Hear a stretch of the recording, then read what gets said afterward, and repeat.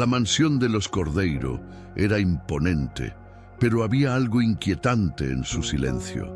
Sofía lo sintió en cuanto cruzó las rejas de hierro y fue recibida por una gobernanta severa, quien la condujo hasta la habitación de Mateo.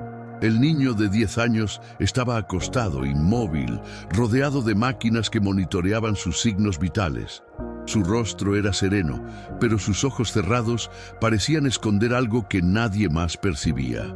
Desde que aceptó el trabajo de enfermera particular, Sofía sabía que la situación era delicada, pero algo en la atmósfera de la casa le hacía sentir que había más allí que solo un niño enfermo.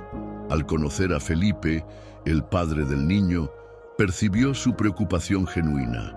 En cambio, Laura, la madrastra, mostraba un distanciamiento frío y calculado, pero lo que más le extrañó fue la ausencia de Camila, la madre biológica.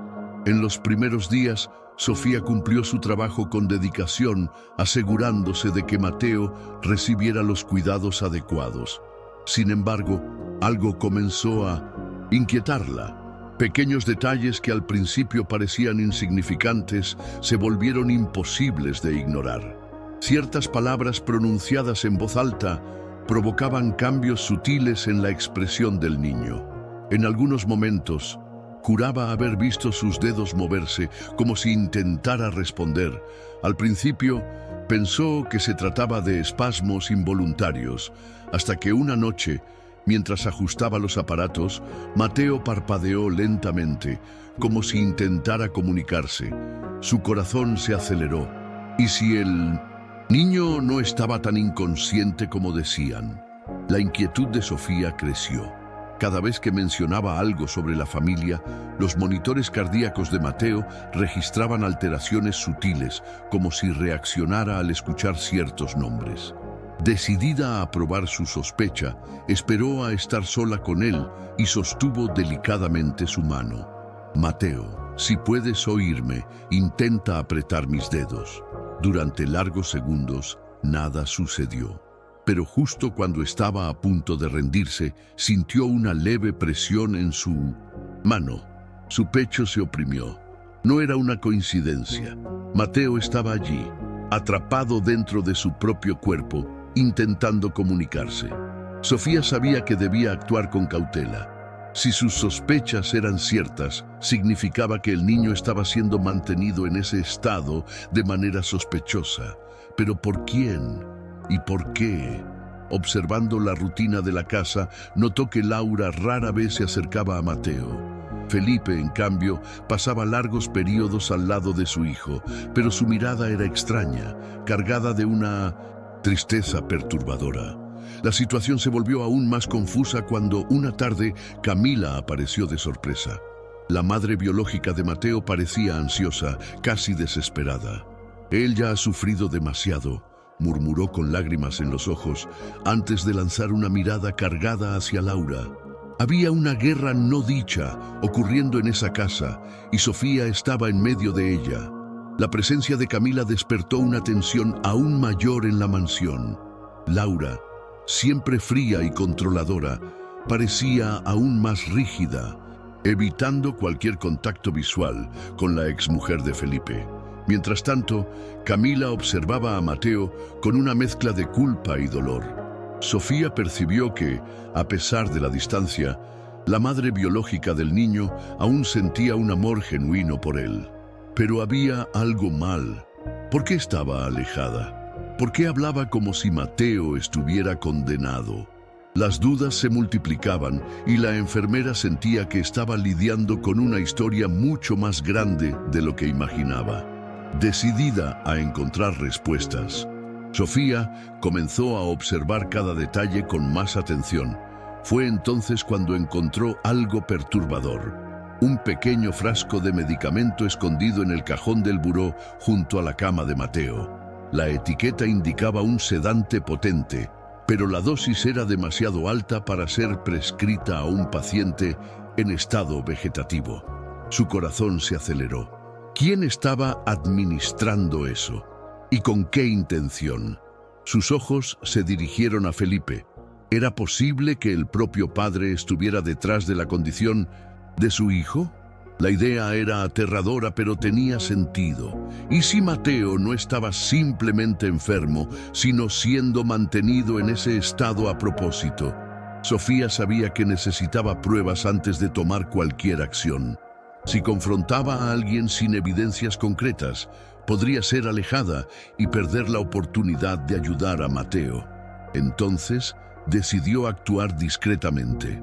Una noche silenciosa, cuando todos parecían haberse retirado, aprovechó para revisar las pertenencias del niño en busca de alguna pista. Fue así como encontró un pequeño cuaderno escondido entre las sábanas. Sus páginas estaban llenas de una caligrafía infantil y revelaban algo perturbador. Mateo sabía que algo le estaba pasando antes de quedar en ese estado. Escribió sobre el miedo que sentía por las peleas entre Laura y Camila, sobre los medicamentos que Felipe insistía en que tomara, sobre la sensación de estar cada vez más cansado, hasta que todo se oscureció. Las palabras del niño eran la confirmación que Sofía necesitaba. No estaba simplemente enfermo, había sido silenciado. Pero ¿cómo probarlo?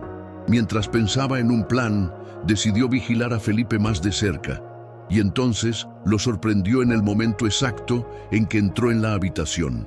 Tomó el frasco sospechoso y, sin dudarlo, preparó la jeringa para inyectar la sustancia en la vena de su propio hijo. La sangre de Sofía se heló. Sin pensarlo dos veces, intervino. ¿Qué estás haciendo?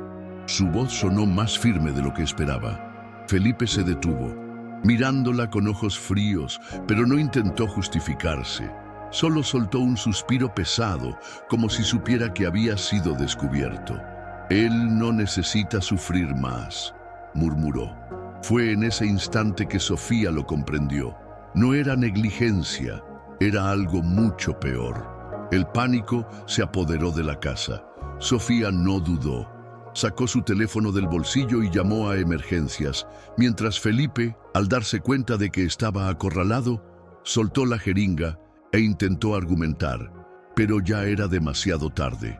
El ruido atrajo la atención de Laura y Camila, quienes entraron en la habitación y se quedaron paralizadas al ver la escena. Minutos después, se escucharon las sirenas acercándose a la mansión. Cuando la policía llegó, Sofía entregó el frasco y contó todo lo que había descubierto. Días después, las imágenes de las cámaras de seguridad del hospital confirmaron el crimen. Felipe había estado administrando sustancias para mantener a Mateo en un estado de falsa inconsciencia, creyendo que así lo ahorraría del sufrimiento. Felipe fue arrestado de inmediato, y la revelación de su intención sacudió profundamente a la familia. Con el tratamiento correcto y sin los sedantes que lo mantenían en estado de vulnerabilidad, Mateo comenzó a mejorar en cuestión de días. Su historia se convirtió en un milagro de recuperación, pero Sofía sabía que no se trataba de suerte. Fue el resultado de la verdad siendo revelada y la lucha por evitar que se cometiera una injusticia. Años después, Mateo, ahora un adolescente, lleno de vida, miró a Sofía con gratitud en los ojos. «Si no fuera por ti, nunca habría tenido esta oportunidad», le dijo. Pero Sofía solo sonrió. En el fondo, sabía que no se trataba solo de ella. Lo que realmente salvó a Mateo fue su propia resiliencia y el poder de la verdad, que siempre encuentra la manera de salir a la luz. Si estuvieras en el lugar de Sofía, ¿habrías notado las señales de Mateo o habrías creído en lo que decía la familia? Déjanos tu opinión en los comentarios. No olvides suscribirte al canal y activar las notificaciones para no perderte más historias impactantes. Ahora haz clic en el siguiente video recomendado y sigue descubriendo historias increíbles como esta.